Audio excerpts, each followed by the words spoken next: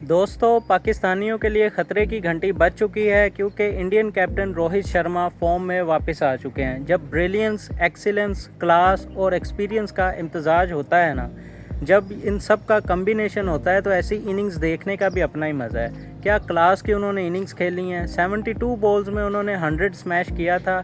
इसके अलावा अप्रोच, पाकिस्तान और इंडिया की टारगेट को चेज़ करने की अप्रोच, मैच को आगे लेकर चलने की क्या अप्रोच है, क्या माइंडसेट है, आज हम उस पर बात करेंगे।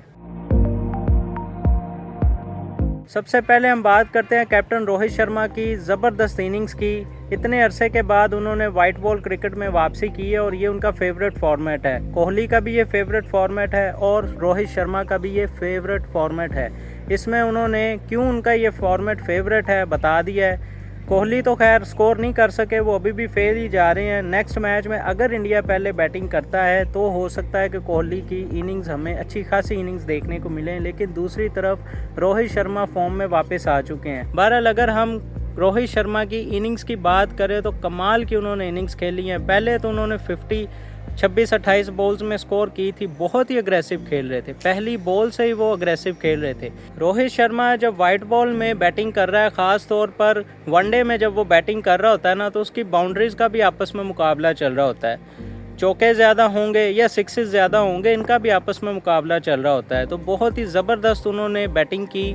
119 रन्स की उन्होंने इनिंग्स खेली हैं। साथ में शुभमन गिल ने उनका बहुत ही अच्छा साथ दिया और शुभमन गिल हो सकता है ओडीआई रैंकिंग्स में अब पहले नंबर पर आ जाएं, वो बाबर आजम को काफ़ी साल के बाद रिप्लेस कर दें, क्योंकि बाबर आजम पोरली परफॉर्म कर रहे हैं, उनकी फॉर्म लगी नहीं हुई। दूसरी तरफ शुभमन गिल बहुत ही अच्छा परफॉर्म कर रहे हैं। पिछले 2 मैचेस में उन्होंने बहुत ही ज़बरदस्त परफॉर्म किया है। इस वजह से हो सकता है कि आने वाली जो ओडीआई की रैंकिंग्स हैं उनमें शुभमन गिल रैंक नंबर 1 के प्लेयर बन जाएँ, ओडीआई रैंकिंग में नंबर 1 हो जाएँ।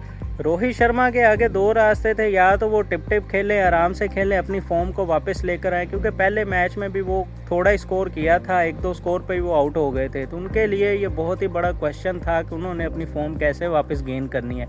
लेकिन दूसरी तरफ 300 से ज़्यादा का टारगेट था, 305 रन उन्होंने करने थे, तो उन्होंने पहली बॉल से ही हिटिंग स्टार्ट कर दी। यहाँ पे आती है अप्रोच, यहाँ पे आता है माइंडसेट।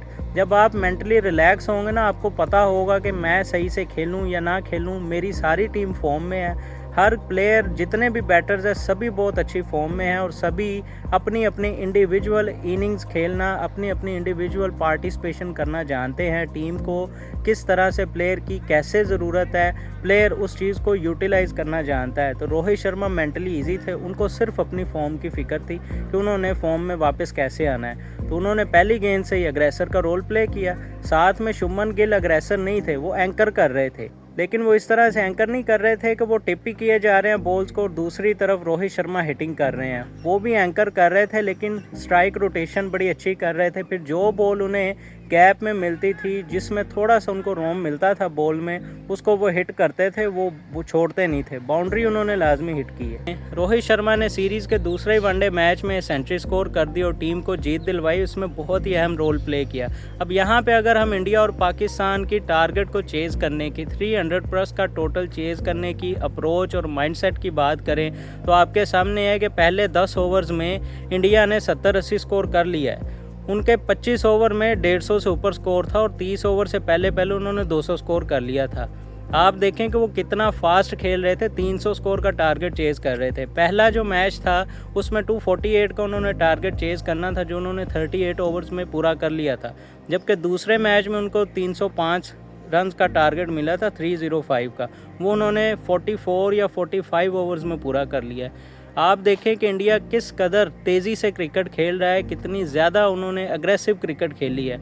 और मुझे यकीन है कि अगर अगले मैच में इंडिया बैटिंग करता है ना पहले, तो ये 350 से नीचे स्कोर नहीं करने वाले, ये 350+ ही स्कोर मारेंगे। इंग्लैंड की बॉलिंग दुनिया की सबसे बेहतरीन बॉलिंग्स में से एक है। आर्चर उनकी टीम में है, वुड उनकी टीम में है। ये दोनों बॉलर्स 150+ की पेस के साथ बॉल करते हैं और उनको खेलना आसान नहीं है। इवन हमारा जो फ़खर जमान, हम यही समझते हैं कि उसकी कोई कमज़ोरी नहीं। फ़खर जमान भी कहता है कि मुझे सबसे ज़्यादा जो मुश्किल होती है ना किसी बॉलर को खेलने में, तो वो आर्चर है।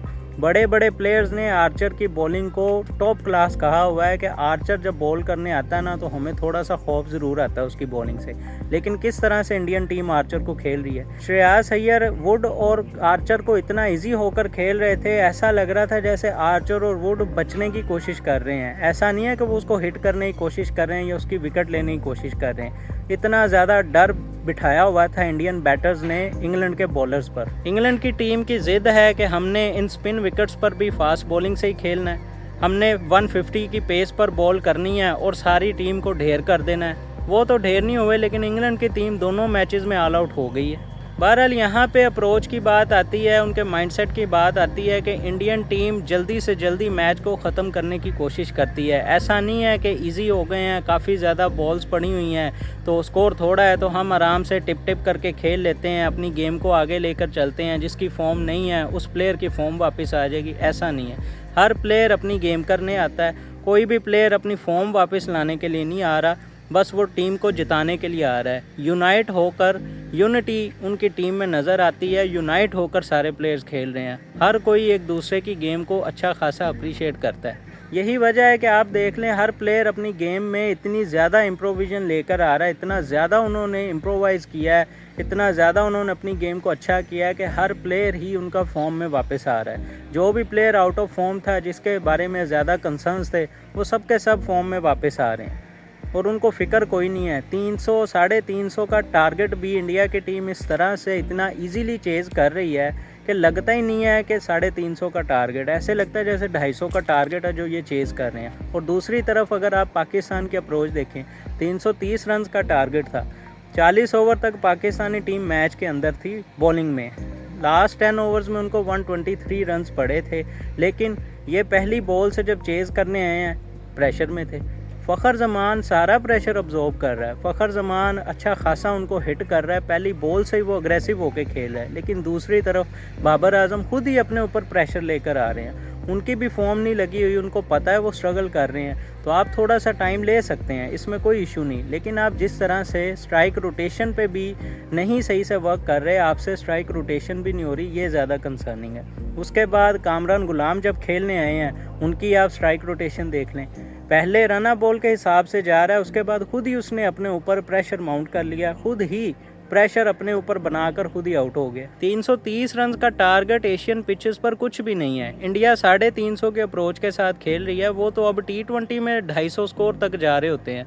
लास्ट मैच में 247 उन्होंने मार दिया था इंग्लैंड को, और इन्हीं फास्ट बॉलर्स को मारा था, आर्चर और वुड को उन्होंने पेला था और अच्छा खासा पेला था। और दूसरी तरफ हमारे बैटर्स की आप माइंडसेट देख लें कि हर कोई बस टिप टिप करने जा रहा होता है। एक प्लेयर दूसरी तरफ खेल रहा है, अच्छा खासा वो खेल रहा है, हिटिंग कर रहा है। आप एंकर भी करें, लेकिन एंकर करने का भी एक तरीका होता है ना। एंकर करना ये तो नहीं है कि जो बॉल आपको मिले बस आप उसको डॉट किए जाएं। दूसरे प्लेयर पे हमारी टीम, हमारे जो प्लेयर्स हैं ना, दूसरे प्लेयर्स पे भी प्रेशर बना देते हैं। जो ऑलरेडी अच्छा खेल रहा होता है ना, हमारे प्लेयर्स एंकर करने के चक्कर में इतना ज़्यादा प्रेशर बिल्ड कर देते हैं कि दूसरा प्लेयर जो एग्रेसिव होकर खेल रहा होता है वो प्रेशर में आके वो अपनी विकेट दे देता है। हम 2025 में भी 1990 वाली क्रिकेट खेल रहे हैं। हमारी अप्रोच यही होती है कि अगर हमने पहले बैटिंग करनी है तो 250 से 280 तक ही हमने जाना है। अगर हमने सेकंड बैटिंग करनी है तो कोशिश ये होनी चाहिए कि 250 तक हम दूसरी टीम को रिस्ट्रिक्ट कर लें या 280 तक रिस्ट्रिक्ट कर लें। हम 300 से ऊपर का सोचते ही नहीं है। अगर 300 से ऊपर टारगेट मिल जाता है तो टीम के असाब फूल जाते हैं। कैसे टीम फूल कर खेल रही होती है, कितना ज़्यादा प्रेशर में खेल रही होती है, वो आपने न्यूजीलैंड के ख़िलाफ़ पहले मैच में हमारी टीम की परफॉर्मेंस देख ली है। इसी माइंडसेट की मैं बात करता हूँ, इसी कॉन्फिडेंस की मैं बात करता हूँ। श्रेयस अय्यर काफ़ी टाइम के बाद टीम में वापस आए हैं। 2023 का उसने वर्ल्ड कप खेला था, उसके बाद वो वनडे मैच नहीं खेला इंडिया की तरफ से। लेकिन आपको उसे देख के लगता है कि उस प्लेयर का कमबैक हो रहा है? आपको उसे देखकर लगता है कि वो टीम से बाहर बैठा हुआ था? क्या आपको देखकर उसे लगता है कि ये 10-15 महीने से या 1 साल से खेला ही नहीं है टीम में? यही वो अप्रोच और कॉन्फिडेंस है जिसकी हम बार बार अपनी वीडियोस में बात करते हैं। इंडियन टीम में जब कोई प्लेयर वापसी करता है, कमबैक करता है, तो वो पहले से ज़्यादा लीथल होकर आता है। बुमराह 1 साल तक क्रिकेट से बाहर रहा था इंजरी की वजह से। इंजरी से पहले बुमराह को सभी खेल लेते थे, वो लीथल बॉलर था, लेकिन उतना ज़्यादा लीथल नहीं था। लेकिन जब उनकी इंजरी हो गई, इंजरी के 1 साल के बाद वो वापस आए, फिर इतने ज़्यादा लीथल हो गए कि अभी तक बुमराह अनप्लेएबल है। हर टीम का प्लेयर, इवन ऑस्ट्रेलिया के प्लेयर्स भी कह रहे हैं कि बुमराह हमारे लिए नाइटमेयर है। अब तो बुमराह के बारे में ये कहा जाता है कि उसके वनडे में अगर खेल रहे हैं आप तो उसके 10 ओवर माइनस कर दो। आप समझे आप 40 ओवर्स की गेम खेल रहे हो। अगर आप T20 खेल रहे हो तो उसके 4 ओवर साइड पे कर दो। आप समझो आप 16 ओवर की गेम खेल रहे हो। इस कदर बुमराह ने खुद को इम्प्रूव किया है। जब उसने कम बैक किया है तो वो अनप्लेएबल हो गया। दूसरी तरफ जब हमारी टीम में कोई प्लेयर कम बैक करता है तो वो और ज़्यादा कॉन्फिडेंस उसका लूज़ हुआ होता है कि वो 2 मैच खेलता है फिर वापस चला जाता है, फिर टीम से ड्रॉप हो जाता है। हमारे प्लेयर्स में कम बैक करने की एबिलिटी में बहुत ज़्यादा फ़र्क है। लैक करते हैं ये कम बैक करने की एबिलिटी में, और इसमें मैनेजमेंट का बहुत बड़ा हाथ है। पीसीबी मैनेजमेंट का बहुत बड़ा हाथ है कि प्लेयर को उस तरह से कम बैक करवाया नहीं जाता। हमारे प्लेयर्स को बेशक वैसी फैसिलिटीज़ भी नहीं मिलती, जिस तरह से प्लेयर्स पे वर्क किया जाना चाहिए उस तरह का वर्क भी नहीं होता। ज़रूरी नहीं है कि हर बार आप प्लेयर को ही गलत कहें कि बस प्लेयर नहीं सब कुछ करना है, प्लेयर नहीं खुद को प्रूव करना है, प्लेयर नहीं इम्प्रोवाइज़ करना है। मैनेजमेंट के भी मसले हैं, बोर्ड के भी बहुत ज़्यादा मसले हैं। जब आप सिलेक्शन सही करेंगे, मैनेजमेंट ठीक होगी, तभी प्लेयर भी उसको, जब आप कॉन्फिडेंस देंगे तभी प्लेयर कम बैक करेगा ना, और स्ट्रॉन्ग कम बैक करेगा। 2 साल से ऊपर हो गया है, बाबर आजम का कमबैक नहीं हो रहा, कोहली कमबैक कर चुका है, ठीक है। अब जैसे ही रोहित शर्मा ने कमबैक किया है, देख लेना नेक्स्ट मैच में या चैंपियन ट्रॉफी में कोहली का भी कमबैक हो जाएगा। अब खतरे की घंटी तो पाकिस्तान के लिए बज चुकी है कि इंडिया की पूरी टीम लीथल टीम है, वो सारी की सारी टीम फॉर्म में। और 23 फरवरी के मैच में आपको अभी से अंदाज़ा होने लग गया होगा कि कौन सी टीम ज़्यादा प्रेशर में खेल रही होगी। फिर भी पाकिस्तान के लिए ये गोल्डन अपॉर्चुनिटी है। दुबई का मैदान है और उसमें हमने उनको हराया हुआ है, पहले भी हराया हुआ है, और वो कंडीशंस हमें सूट करती हैं। बॉलिंग फ्रेंडली कंडीशंस है, बैटिंग भी अच्छी होती है वहाँ पे, लेकिन बॉल थोड़ा फंस के आता है। तो हमारे बॉलर्स स्विंग करना जानते हैं, दोनों तरफ स्विंग करते हैं। हमारे बॉलर्स के पास पेस भी अच्छी है, तो उम्मीद की जा सकती है कि पाकिस्तानी बॉलिंग अपना काम दिखाएगी। अगर हमने इंडिया को 250 पे पकड़ लिया, बाद में सारी जिम्मेदारी तो बैटिंग की है, तो बैटिंग तभी हम कर पाएंगे जब हमारे प्लेयर्स प्रेशर में ना आकर खेलें। 120 स्कोर आपने करना है 120 गेंदों में, तभी आप इतना प्रेशर में खेल रहे हो, आपसे वो नहीं हो रहा। तो 250 पे आप किस तरह से उसको चेज़ करोगे, ये आपको सोचना है। मैनेजमेंट को प्लेयर्स को बिठाना चाहिए। वैसे भी प्लेयर्स का मोराल अभी भी काफ़ी ज़्यादा डाउन है। साउथ अफ्रीका और न्यूजीलैंड का मैच हो रहा है। अगर तो साउथ अफ्रीका मैच हार जाती है, जो कि प्रॉबेबली हार रही है, मैच तकरीबन नतीजे के करीब है, न्यूजीलैंड अच्छा खासा खेल रही है और न्यूजीलैंड जीतने वाली मैच, तो साउथ अफ्रीका के ख़िलाफ़ पाकिस्तान को कमबैक करना है। उसके बाद फाइनल में अगर हम न्यूजीलैंड को हराकर ट्रॉफ़ी जीतते हैं तो प्लेयर्स का कॉन्फिडेंस वापस आएगा।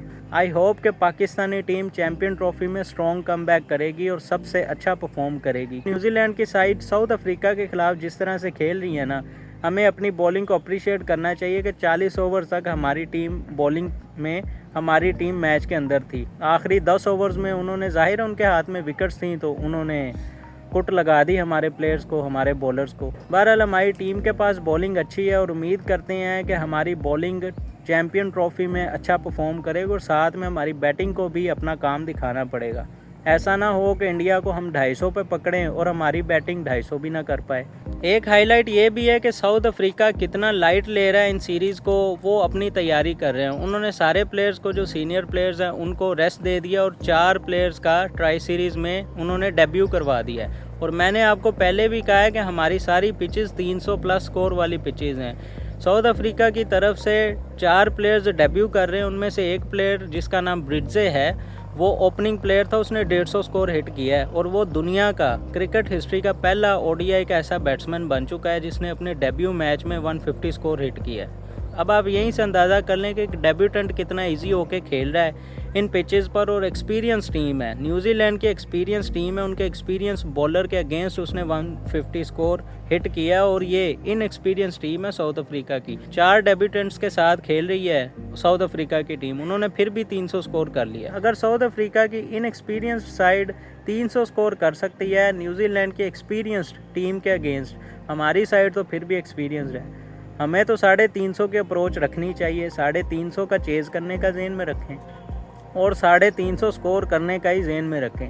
बैटिंग चाहे आप पहले करें या सेकंड करें, आपने 350 का ही ज़हन में रखना और उसी तरह से आपने अप्रोच रखनी है। अपने माइंडसेट को उसी तरह से सेट कर लें उसको रीबूट कर लें और 350 के अप्रोच के साथ आप खेल लें, फिर ही हम कुछ कर पाएंगे। वरना चैंपियन ट्रॉफी में 300 स्कोर से नीचे तो कोई मैच होना ही नहीं है। मेरे ख्याल से सिर्फ अफगानिस्तान की ऐसी टीम है, उनके पास इतनी ज़बरदस्त बॉलिंग है कि वो दूसरी टीम को 300 स्कोर से पहले पकड़ सकती है।